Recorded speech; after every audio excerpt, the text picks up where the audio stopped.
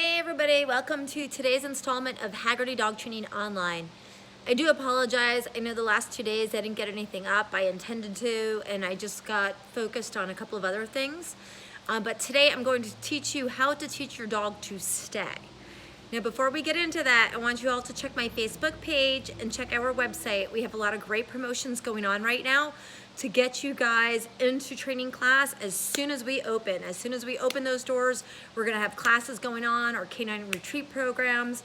We're offering big day school package programs, off-leash training, or group classes, etc. So now is the time to purchase those programs because never before have we offered anything 20% off.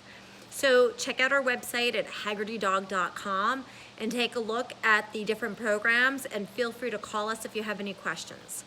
So in the meantime, let's teach your dog to stay.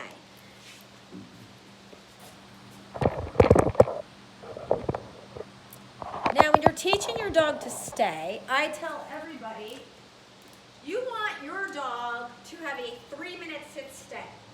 I get people who often call our training center here in Midland Park, New Jersey, saying, oh, my dog knows how to stay. Really? Can your dog sit-stay for 3 minutes?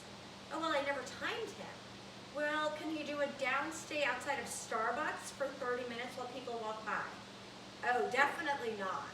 He'll sit and stay when I have a treat in my hand. Yeah, because he's staring at the treat waiting for you to give it to him. That's not a real sit-stay. Our minimum requirement in our basic group class is a 3-minute sit-stay. That is what your dog needs and will be trained to do for graduation. That is one of the many requirements we have, one of the many standards we offer to all of our obedience training dogs. So here's Wiz. Some of you that have been watching know Wiz. Wiz's dad's still in Paris. When I spoke to him, he said he wasn't able to leave Paris before May 12th. So Wiz is my little boyfriend until then, and maybe even longer, who knows. But until then, he's getting a lot of work in on him. So we put Wiz in a sit, and Wiz has to stay. Keep my thumb through the loop, tell him stay, I walk in front of him. I tell him stay. Now one thing you want to take note of is my leash is short. I'm not dropping my leash down here. Because if Wiz gets up, it's taking me that much longer to stop him. I tell him stay, and I slowly walk away from him. Stay, stay. Now, you'll notice I'm staying very close to him, and I keep telling him stay. Eventually, you want to be able to tell him stay, turn around, and walk away. Stay, and I slowly build up my length of time. Now, Wiz is very rusty on his stay. He's not great at it at all. No, stay. If he goes to lay down, I'm going to let him do that. Stay. And again, as I walk away from him, I slowly let my leash out. Stay. And as I move in towards him, I gather up the leash. You'll notice I don't just walk into him like this. Stay. Stay. Stay.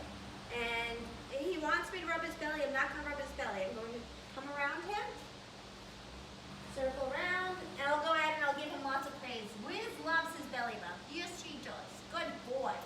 And I give him lots of praise. Good boy. Come on, Wiz. So you'll know, Wiz sees the ball.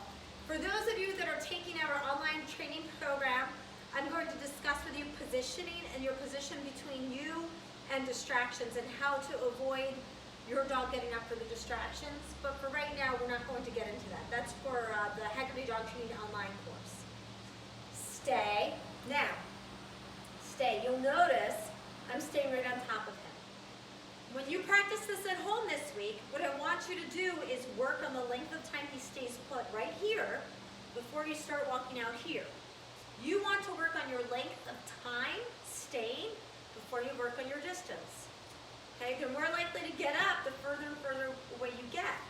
I would rather you come back to me next week and say, hey, I have a 3-minute sit-stay and he's right here. That's fine. Now we build our distance. I'd much prefer that than you coming all the way out here and saying, oh, he'll only stay for 5 seconds. I don't want that. I want you working on your length of time before you build your distance. You'll notice I have no treats in my hand. We want the dog to do these things because we've asked the dog to do these things, not because there is a treat. The reward is in the work. That's actually actually a blog post I'm working on now, and all my students know I say it all the time, the reward is in the work. It is the ultimate reward. So you'll see that when I publish it, and I'll let you all know when I'm publishing it. So to review the stay, thumb through the loop, halfway down, I tell him stay. I slowly walk away from him, stay. Again, at home, I don't want you to watch this distance.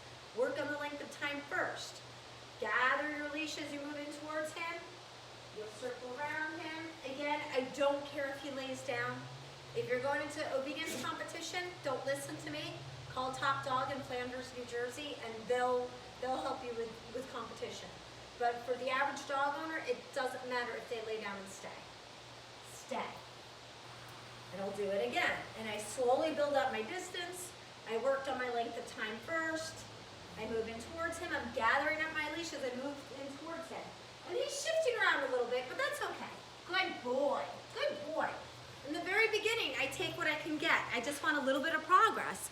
And I ask for as much progress as I can possibly get from the dog. Say, good boy, Wiz. Good boy. All right, so I want you to build on this. I want a 3-minute sit stay. You work on this every single day for 15, 20 minutes, along with all of the other commands you're learning through my free videos. And by next week, you're gonna have a 3-minute sit stay without a problem. And then we'll start to build on distractions. Until then, stay safe and healthy and happy training.